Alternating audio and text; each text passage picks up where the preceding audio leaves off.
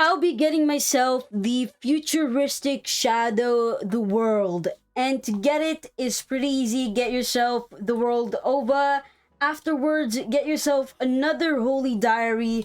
And pretty much, you just need to click the left mouse button to get yourself the Futuristic Shadow the World. So once you've gotten these two requirements, click it. And as you can see here, I have finally gotten myself Futuristic Shadow Dio or Shadow the World. And as you can see in the stats, it's a question mark A plus and then question mark again. So this guy is pretty cool, and I cannot know in fully see it, but like there's the vampire mode for those who are curious. Looks good. It looks like the Shadow the World actually, but kind of a little bit different, like a little bit. But pretty much, this is the Futuristic Shadow of the World. And it's time for me to talk about the information that this guy has to offer. So, Shadow Dio is an alternative version of Dio from before the final showdown in Cairo. He is one of the 6 hidden characters in the game Heritage for the Future. So, this guy has a passive called Vampirism, which allows you to generate 2% of your life per second. So literally, if you have this, you will be able to regenerate your health every second, and it's 2%. Now that you know that, it's time for me to show you what this guy has to offer. So let me just turn on my vampiric mode, which is true. And if I click Q, I can't do anything. Never mind. So, we're gonna turn my vampire mode into false. And as you can see, my vampire mode is false. I can go ahead and do the left mouse button. And as you can see here, it deals 25 damage per punch with a critical hit of 50 damage. Maybe I should also have my cooldown on. Next one is gonna be the knife throw. All you need to do is click Q, and you'll be throwing a knife. It's gonna be 4 knife thrown, and once the knife has impacted an opponent, it will deal like around 30 damage per knife hit. Next one is going to be the sudden strike, and pretty much you just click E. It deals 130 damage, doesn't deal knockback, but it's a really very fast punch in my opinion. So let me just go ahead and turn on the cooldown because it doesn't really do anything. Oh, it was 65 damage. Okay. Apparently, apparently the damage is 165, but it has a critical hit of 140 damage. Next one is gonna be the high kick. Go ahead and click R, and pretty much you do a kick which deals 60 damage and also deals a good knockback. Next one is gonna be the Space Ripper Stingy Eye, and this one here is range. You can go a little bit farther away. Click T or hold T, and you're gonna just, fire away a laser towards your opponent, which deals 16 damage per laser hit. Since you are throwing 2 lasers, you'll be dealing 216 damage, just around 16 plus 16 equals 12. So that's 32 damage, as you can see there. Next one is gonna be charisma, and pretty much you just click Y and you're doing this type of attack, and everyone around you will deal damage, and pretty much it deals 65 damage because I saw it was 130, and 60 plus 60 is 120, so it's 65 damage. You can see there, and pretty much everybody gets blind, and everybody moves a little bit, so they got knocked back a little bit. Next one is gonna be the vampiric rush. Go ahead and click F. You're gonna rush towards your opponent like that, which deals 60 damage with a critical hit of 125 damage. Next one is gonna be blood suck. As it states in the name, when you click B, you suck your opponent's blood or health, which deals 65 damage and should also heal you 65 health.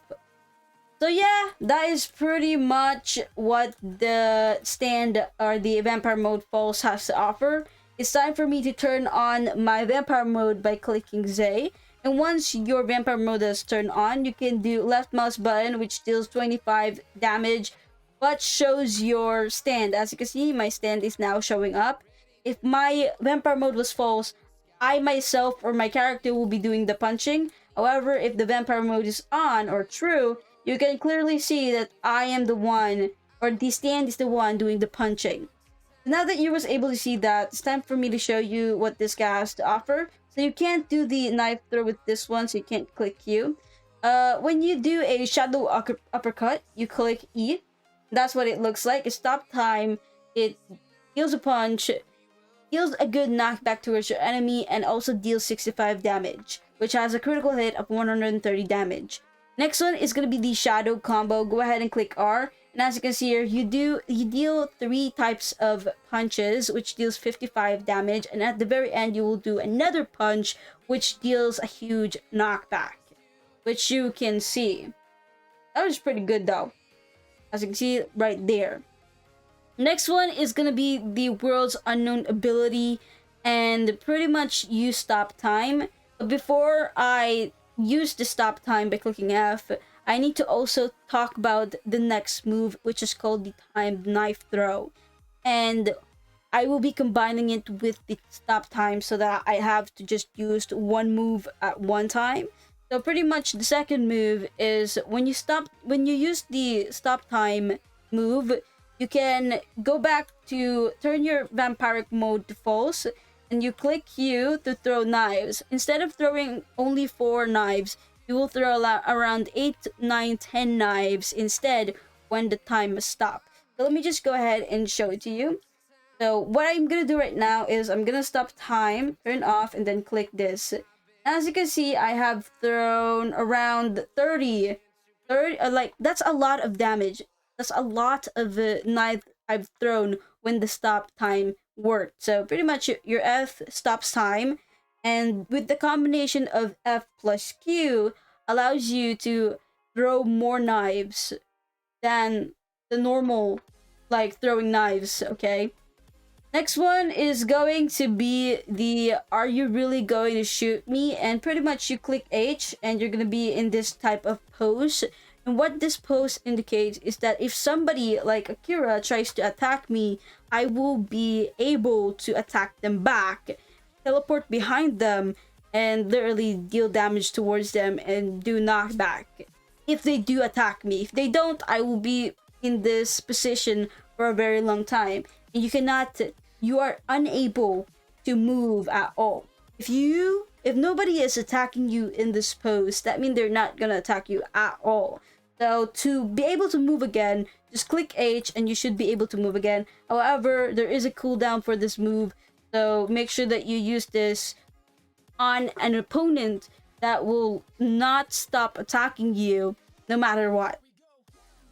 Next one and the last move is going to be "Don't waste my time, stupid monkey." Let's see if this one is not broken. Click J, and as you can see, that's what happens. You deal a punch, you stop time, and then you throw some knives afterward. You create a little bit of distance by teleporting a little bit farther away from your opponent. That was really good. So yes, that is all of the moves that this guy has to offer. You can do stuff like dashing, but of course I recommend you to, for the blocking, you need to have your vampire mode through, as you can see. When your vampire mode is true, you cannot dash, so you have to turn your vampire mode off to be able to dash. Of course, you can pose too by clicking P. Clicking N will allow you to have like letters at the top and make some sounds. Yes, that should be pretty much it. Hopefully I did not forget anything. Oh yeah, there's more. Yeah, apparently. So when you hold V, you're able to do that type of like dash using this pretty much. Let's see if it true allows me to do. Oh, with true you can teleport like that. You can teleport by clicking V pretty much. And if you have it off, you can do this instead. On the teleport, as you can see there. So yeah, hopefully that's everything that I need to talk about, literally. Yeah, thanks for watching, and maybe see you again in the next video. Bye.